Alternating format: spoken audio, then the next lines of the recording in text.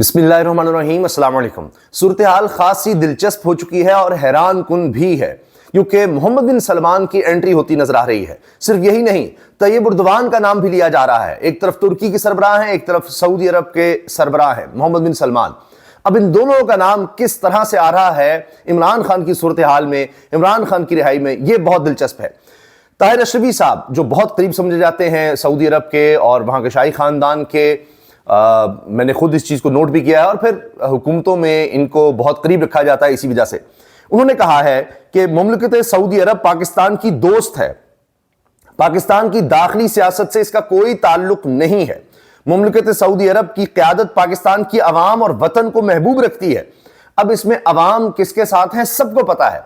अगर पाकिस्तान में आप छुपाने की भी कोशिश करेंगे, सबको पता है। बाहर की जितनी भी यहां पर एम्बेसीज हैं उनको भी पता है, वो इस पर नोटिस लेते हैं, देखते हैं, सबको पता होता है। सऊदी अरब का बहुत ज्यादा ध्यान होता है। जितने ममालिक हैं वो अपने इंटरेस्ट के लिए देख रहे होते हैं कि किस मुल्क में कौन कितना मकबूल है, हमने किस तरह से आगे चलना है, बात करनी है, ये उनको सब पता है। अवाम और वतन को महबूब रखती है सऊदी अरब की क़यादत। हमें अपने दाखिली मामलात में इसको मुलव्वस करने की अफवाह साजी नहीं करनी चाहिए। अब ये वो क्यों कह रहे हैं? क्योंकि बहुत ज्यादा डिस्कशन शुरू हो गई। मुनीब फारूक साहब जो एस्टैब्लिशमेंट के हवाले से खबर सामने लाते हैं और बताते हैं कि जी अब एस्टैब्लिशमेंट में कोई नरम गोशा नहीं इमरान खान के लिए, ये है, वो नहीं बाहर आएंगे, मैं आपको बता रहा हूं, इस तरह की बात। अब हुआ ये कि मुनीब फारूक साहब ने अपने वीलॉग में जिक्र किया कि जी शायद सऊदी अरब की बात हो गई है अमेरिका से और वहां से भी अब कोई रिलीफ नहीं मिलेगा इमरान खान को। पाकिस्तान के हवाले से सऊदी अरब की अमेरिका से बात हो चुकी है। सऊदी अरब इमरान खान को पसंद नहीं करता, वो खान के मामले पर अमेरिका से राब्ते में है, अमेरिका से कुछ नहीं होगा। मुनीब फारूक ने यह दावा किया। लेकिन अगर उनकी आप वीडियो देखें, इसलिए मैं कहता हूं कि हमें हर चीज को ध्यान में रखकर पूरी बात सामने लानी चाहिए, और मैं इसलिए एक एक चीज आपके सामने लाता हूं वीडियोस के साथ भी और दीगर चीजें, ताकि बातें क्लियर हो सके।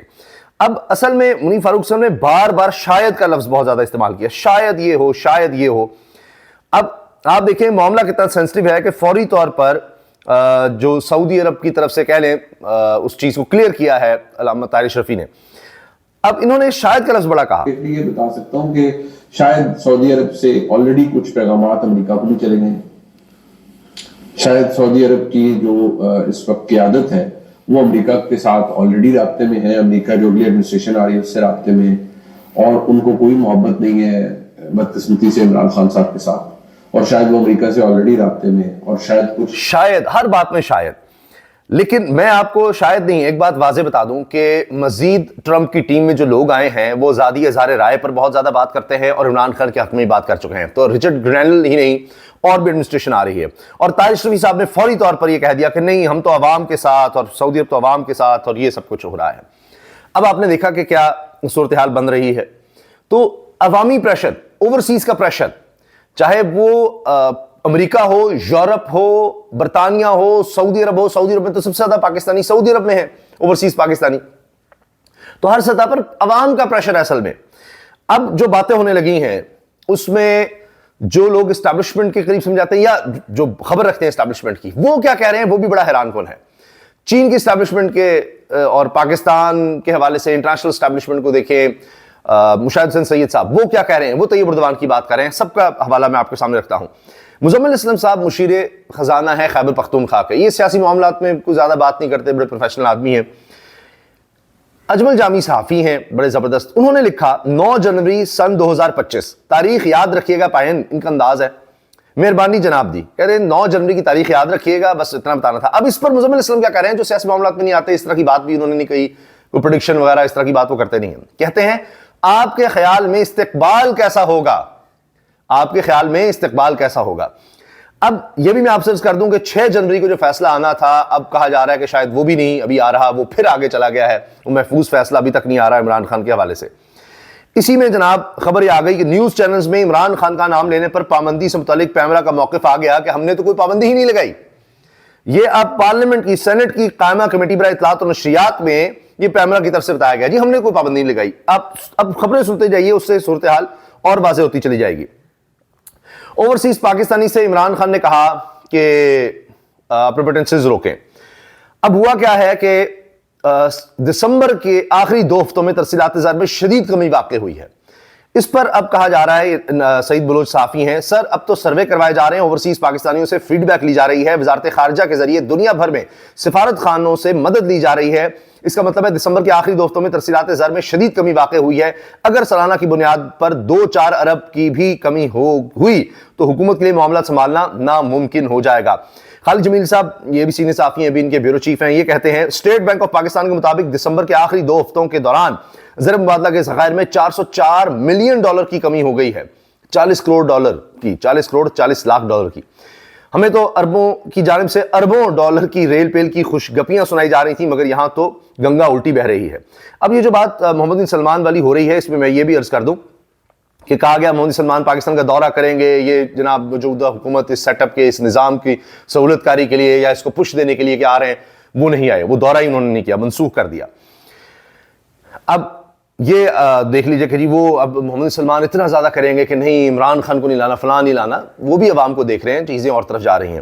اب آپ دیکھیے کہ مشاہد حسین سید نے کامران خان صاحب سے، کامران خان سینئر صحافی ہیں، نقطہ پلیٹ فارم انہوں نے نیا شروع کیا ہے ڈیجیٹل، اب ہر کوئی ڈیجیٹل کی طرف جا رہا ہے، ریگولر میڈیا تو فارغ ہو گیا۔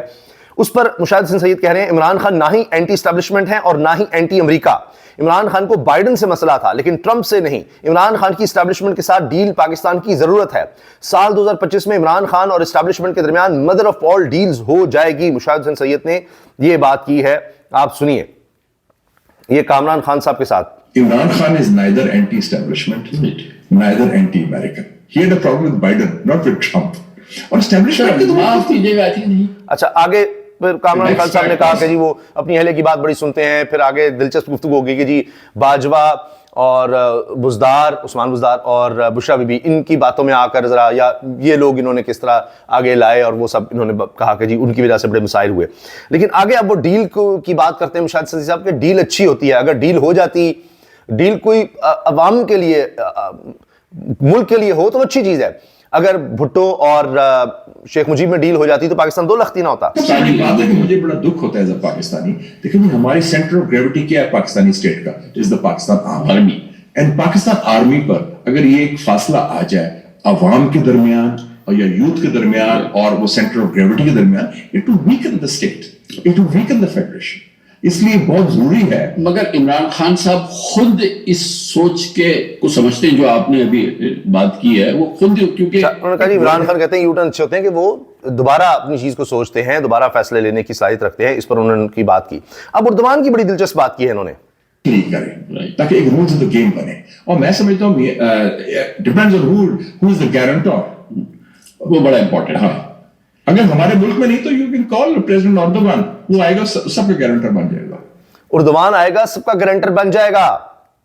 میں بتا رہا ہوں بغیر گارنٹر کے کام نہیں بنے گارنٹر کا گا۔ ایشو ہے، دونوں ٹرسٹ ڈیفیسٹ بہت زیادہ ہے، وہ ایک دوسرے کو۔ مشاہد حسین سید صاحب آپ دیکھیں انٹرنیشنل فورمز پر ہوتے ہیں، پاک چین انسٹیٹیوٹ کے چیئرمین ہیں، اس لیے چین کے حوالے سے تو اتھارٹی سمجھے جاتے ہیں، انٹرنیشنل اسٹیبلشمنٹ کے حوالے سے بھی، اور طیب اردوان کا وہ نام ایسے نہیں پھر لے رہے، کہہ رہے وہ گارنٹر بن جائے گا۔